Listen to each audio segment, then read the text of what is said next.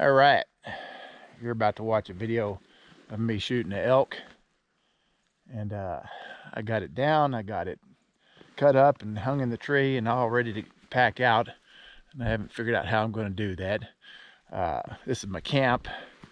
It wasn't snowing when I left. It was raining last night, and it rained quite a bit, and it's making it real darn treacherous. This was not full of water here last night. It was dry, and so I don't know, that seems like that's probably dang near ½ inch of rain, I bet, and snow. But yeah, this is opening day. I got my elk. It's been a long time since I shot a branch bull. I've shot spikes and cows and stuff because they've been hard to come by. I'm using my Tikka 7mm with hand loads of 168 grain Berger VLD hunting bullets. Got my Thunder Beast suppressor on there, and that's my pack. It's all back. It's all sopping wet. As you can see, I'm all sopping wet. This rain and snow is going to end today, and it should be really, really cold. No chance of the meat spoiling. It's going to be probably frozen. I'm kind of more concerned about somebody stealing it than I am bears. But if you watch this video, it's a fast-paced video. I'm telling you, I get to where I'm going in the dark, and shots are starting to, I'm hearing shots, and I'm getting everything dried off and set up to video, and next thing you know, I'm shooting an elk. Let me know what you think.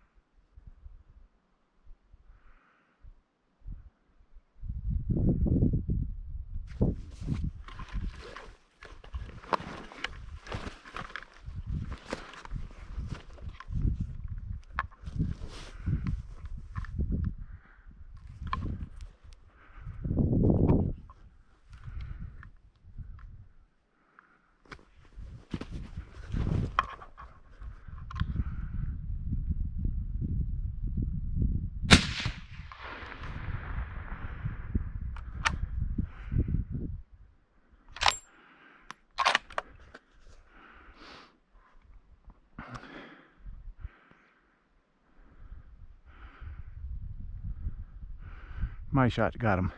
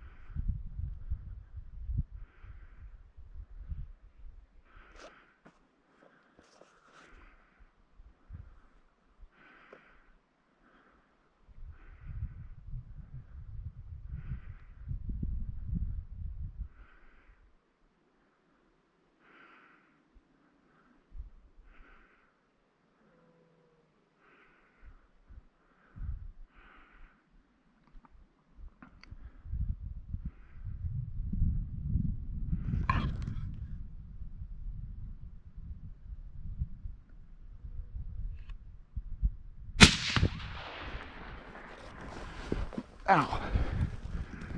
Kind of scoped myself that time. Oh crap. I shot him again. Just so nobody else decided he was theirs. Well, that was a faster hunt than I thought it would be.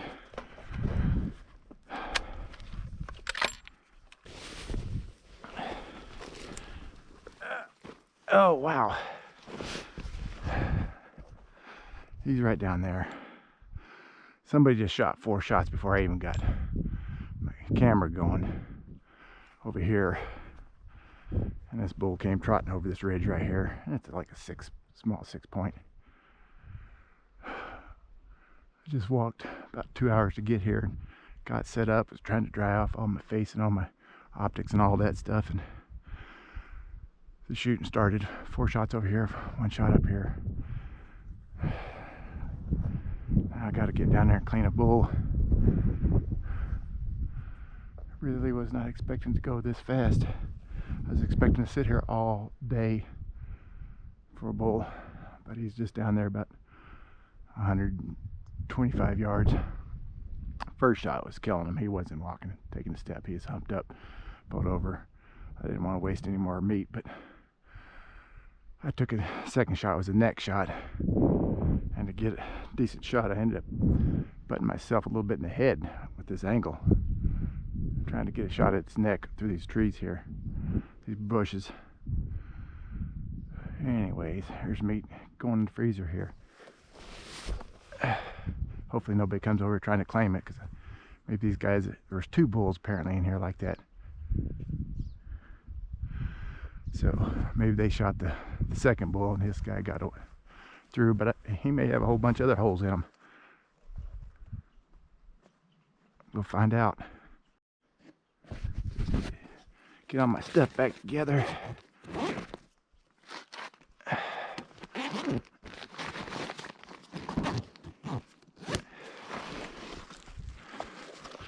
Go down there and get my bull before somebody else comes and tries to take it. But at least I got video footage.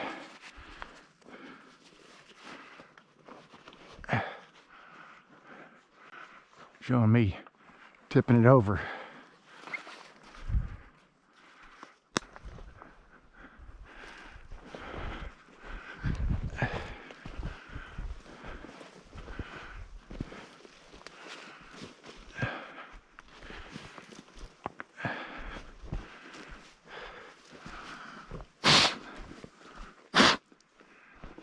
Man, these rocks are treacherous, especially when your Gore-Tex pants keep falling off. I guess my pack held them on. I can see his horns there.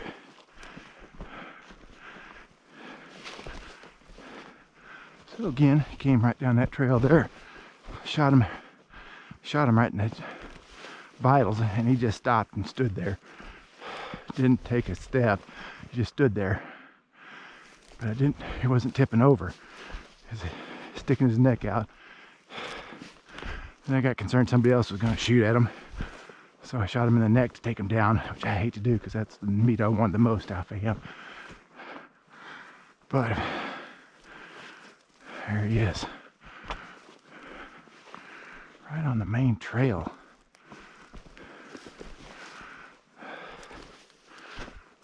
One, two, three, four, five. Yeah, he's a little 6 point. I think might be a 6'5".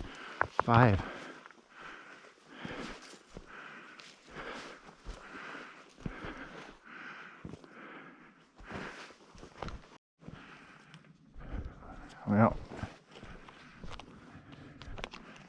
going to be a lot of a chore here. A lot of a chore. And it's probably going to rain a lot today. Hopefully I can get him out here. Find a tree on the end of this trail here to hang his quarters up. And I'm going to have to take a couple of days getting him in and out.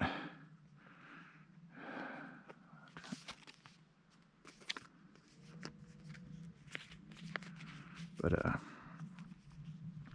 yeah, the fun just begins.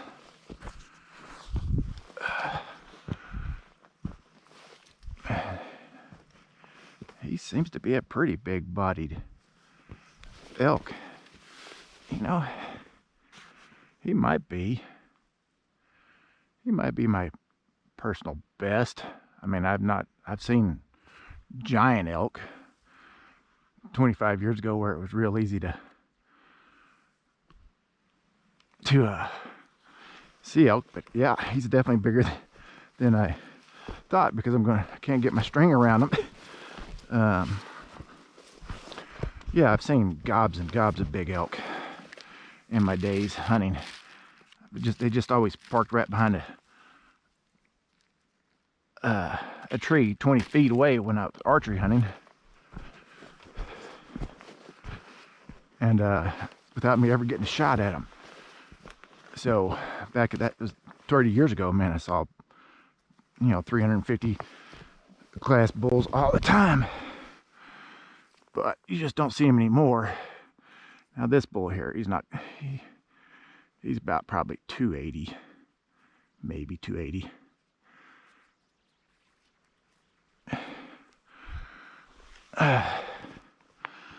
But once I got in there with him, it's a little tiny bit. God, he looks tiny here, but bigger in there. And so no, he's probably 250, 260. But heck, now I gotta see if I can't get him gutted and quartered. This is old man hunting elk. Hopefully you enjoyed this really fast-paced hunt. I walked in for 2.5 hours in the dark, and then just got to starting to dry everything off, and then shots started flying right behind me back there, and so there's 4 shots behind me, and then another shot back there, and then all of a sudden this dude here came trotting right down this trail that you're looking at behind me, and gosh dang it, I don't even know if he stopped full. Hopefully you can see it in the camera, but it was only I was just up there under those trees up there, and so probably 100 yards, 120 yards shot.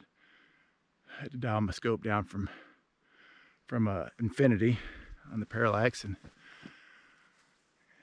it was a pretty easy shot. I had to shoot over that little brushy stuff up there. I ended up kind of popping myself in the top of the forehead, not my eyebrow, on that second shot, trying to hit him in the neck, because he had his neck down and I was aiming downhill. So anyways, maybe I'll get you some other footage of packing and stuff like that. All right, I'm a drowned rat, soaking wet. Got my mess cleaned up, cut quarters, straps, meat, neck, all over the place. 15 different spots. It's raining like crazy. It's the reason why I have to have a stainless steel rifle. Has a Tikka T3 7mm mag. Got to have that because I hunt when it's nasty outside. So it's all cut up. Now I got to get it to a tree where I can hang it up and come back and pack it out in the next 2 days. So I'm going to go head over there and get in the tree that way, hopefully. Just to give you an idea of what's going on here, I got this last quarter to get where I'm packing it for. There's a whole herd of elk just right by my camp here. Oh, he's right there. Oh, wow. That is a bull. About the same size as the one I shot. My gosh. He could have been, I could have probably killed my elk right here. Crazy. Well, it's the day after I shot him, and I got some permission from the landowners below and did not have to pack him all the way out for the 1.5 hours without elk on your back. He's in the back of my Subaru. All the bits and pieces and quarters are all in the bag, and that's his head mostly skinned out. And I'm done elk hunting and on my way home. That's pretty fortunate that the property owner that's owned the property below the public ground I was on was the one that shot at this elk before he walked up on me. He just missed it. He felt like he had a little bull fever, and it was a little bit long shot. But since he came up just to make sure he didn't hit it, and he clearly didn't, we got to talking, and I got to go ahead to come to their ground to pick it up, and it sure made it a lot easier. They're super nice people. Just don't see a lot of that left around here. So folks, when you're out there hunting, be good to the landowners, be good to them, respect them, and then just maybe, you know, get back to the point where, you know, landowners will be more inclined, but to help somebody out that's hunting above their property on the forest or public ground. But yeah, I think this elk's going to be pretty good, pretty tasty. I did the whole quartering and cutting them up, and I moved them from the gut pile in rain and snow and blizzards and stuff like that. I videoed the whole procedure there. My GoPro was wet, but had it pointing down, but I don't know if I'm going to put that on YouTube yet. I guess maybe I'll put it on a different video that you guys can watch later. If I do, I'll put the link in the description here. But it's been a long time since I got my elk on opening day, and it's been a long time since I've shot a branched bull. I mean, I've gotten a few cows, but I've been eating a lot of tag soup. My last bull was a spike, and that was 4 days of hunting with a rifle in the general same area. And but this cooler weather sure has maybe brought a little bit of a change. Maybe the elk will be coming back down again. But anyways, that's pretty much it. I can't believe I was fortunate enough to get some help packing this thing out. I mean, it literally took 2 hours, if that, to pack it out. Yeah, I think we did a lot of talking, so I guess the actual weight on my back total was probably like, I bet it wasn't more than 30 minutes, but I had to walk back up to it, which is another 30 minutes of walking. But yeah, I'd say that turned out to be a fortunate hunt there. I was pretty nervous after I shot that elk, and I wasn't even sure if I wanted to shoot it, because it, you know, so far in from where I started from camp. Anyways, well, hopefully you enjoyed this very short hunt and my long lengthy narration there, and see you on the next time. Maybe I'll get some quality bird hunts uploaded, or maybe a steelhead fishing trip. Now that's the whole hind quarter in this bag here that packed out with the leg. I found out leave the leg on there, makes it easier to move it when you don't have a frame pack. And yep, it's a little dirty, but this little silver skin and all that's going to come off, and it's going to go in here, and each one of these bins holds 10 pounds of meat, and that'll be for the dogs. So it's just going to be this. I'm not wasting anything. I pay 78 cents a pound for dog meat, so every pound of silver skin and stuff like that saving me 78 cents a pound. And this is going to probably produce 10.5 pounds of dog meat, and then premium ground meat, premium steaks, premium chicken fried steak, because I'm going to cube a bunch of it. And I've already got all that neck meat. The neck meat is critical for your slow cooking and roast, so you don't want to throw that away. There you go. Okay, so I finally got down to the hind quarter bone there. That's Copper just mowed down on that, and he's 12 and a half, coming up on 13 years old. The car's in the shade. It's not going to get over 50 degrees today. It got down to 30 last night. It's going to get down to 20, so there's still 3/4 in that car, back of that car.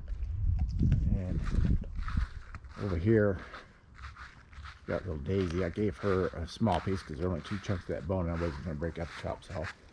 And I know she's the only one that won't swallow that chunk there. This cartilage. And there's old Quentin over here, giving this section of bone what for. And he is just going to town. Pretty soon the meat bees will come out. But that's what my dogs eat. They eat raw meat and bones. Now they obviously won't be able to break these bones with their teeth. But if it was a pelvic bone, rib bones, or any of the backbone, spine, and all that stuff, they would fully consume entirely. So these bones, I'll end up picking them up after they get all the cartilage off. They'll have most of that cartilage off of it and everything down to the hard bone before I pick them up here in a couple of days. And I won't have to feed them a whole lot of meal either, because I take this into consideration as far as their meal. I don't let them get overweight. Now Copper here, he's 12 and a half years old, so he's never going to be super thick, but he doesn't have any quit in him. As you can see, he's really working that bone over. He loves it. Now Daisy's taking her turn with this bone. She ate the other part completely. And then there's all the butthole turkeys out there. They're everywhere. These are wild turkeys. They're straight up buttholes. They come in and they eat all of our chicken feed. They get up in this pear tree right there and knock all the pears out and then eat them. And but mostly they eat all of our chicken feed. And they're straight up jerks. There's a big old Tom right there. Well, he's not big Tom, he's a young Jake, looks like. But they're everywhere. Okay. I'm down to one hind quarter left and 2 front quarters. Got all the neck meat and briskets and all that stuff off the ribs, all packaged and ready to go. Got a lot of grinding to do. But Daisy's still working on that bone there. And Quentin's still working on this bone. He won't quit. They're only going to get maybe 10 ounces of chicken tonight, ground raw chicken, bones and all. That's my rain gear drying off. It's probably getting mostly dry right now, but it was sopping wet, so I'm still working on this elk. All right, that's a meat towel. What this is a towel that we've used for several years and wore it out. Okay, this is another cooler. Got the Cordova on the bottom. About to start the second cooler and see if I can't get it all cut up in here. And if it stays nice and cool, I'll age it for 14 days before I freeze it. But this is all frozen water right here. And I want to be able to catch the fluids, keep them from just sitting there. So I'm going to throw this towel over that ice. Now I'm going to take the second quarter, the second hind quarter. The first hind quarter is in this little Cordova. This is an Igloo. It's not as good, but there's plenty of ice in there now. And I'm going to start cutting up the second hind quarter and put it in here, and that's going to be what I'm going to make roast out of. Probably not so much roast, because I kept all the neck. I didn't video that, but I processed all the neck meat. That makes the best roast. But probably what this is going to be is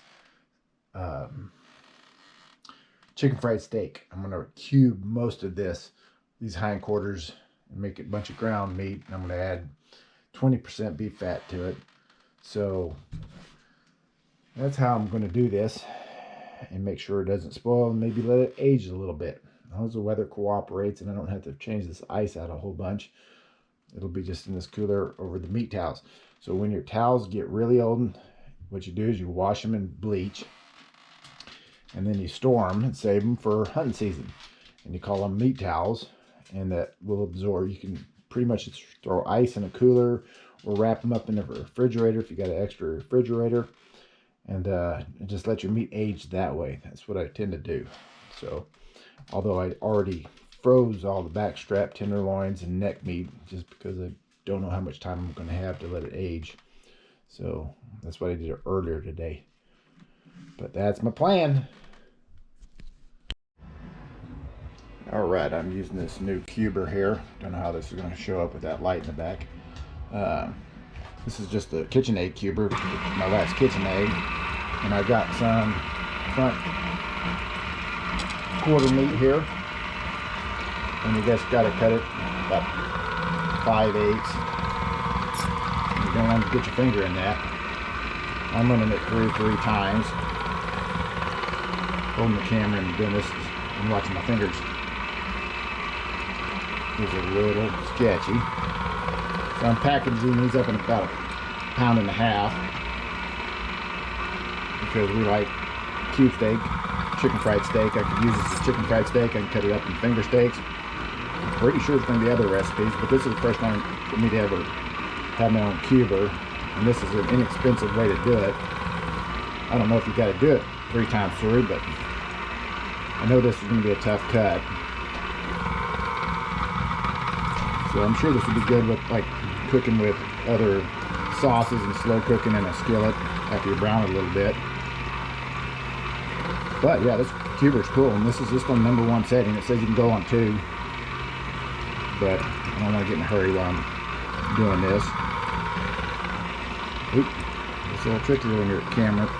When I'm not using the camera, I can catch it and drop it right back through. But anyways, you guys can ask me how this goes in the comments. I did eat some of the tenderloin last night, and it was really good. It was so much better than the spike I killed 2 years ago. It still was a little tiny bit tough, but it didn't age for more than 3 days. But it wasn't terribly tough, so it certainly wasn't disappointed with it. The flavor was excellent as opposed to this that I had. So you might want to look into getting one of these. If you already have a KitchenAid tool, you might want to get one of these on Amazon. They're like 65 bucks or 49 bucks, I can't remember. It wasn't expensive at all. And you could also just take meat out of the freezer, package it all in the roast, and just do this when you want to do it, because it is easy to clean. You can just take this thing off, throw it in your dishwasher. So if you got the easy access to your KitchenAid, you can do this right before you cook.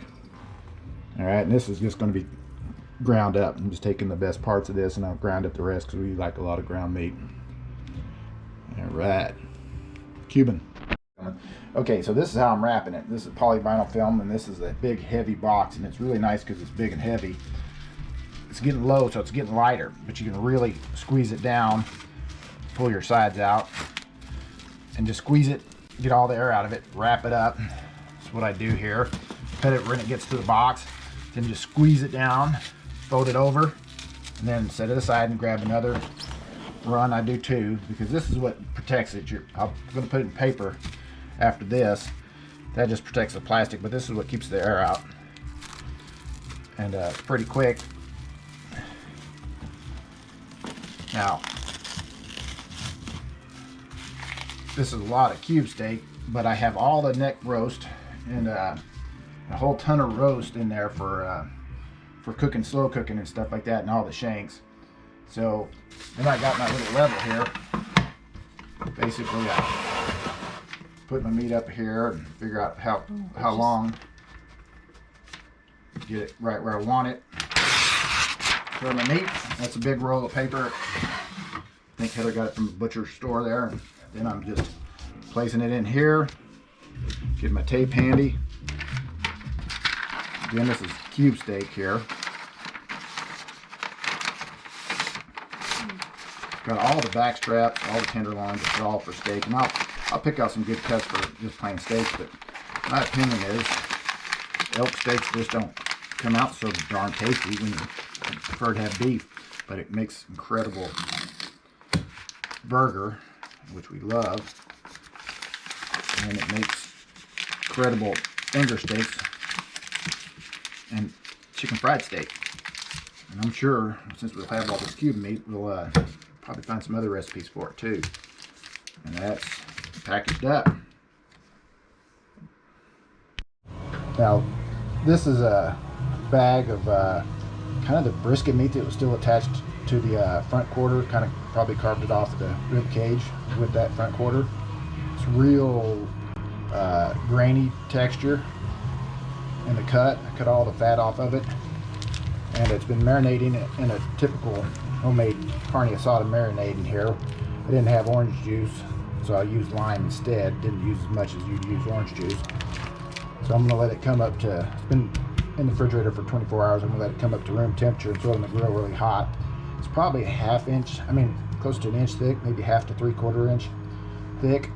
I'm going to cook it hot in the grill and see if it is fit for eating like that. Like it's really a coarse cut there. It's real, you just don't see it like a steak there. So kind of more like a brisket cut. So I'm hoping it's going to be really delicious. So if you're curious, ask me in the comments to remind me that I prepared it, because we'll have it this evening. And and I'll tell you how it came out, whether it's a do or a don't. Oh, carne asada. Keeping that warm. Trying to keep it at 500 degrees there. Let's see how it turns out.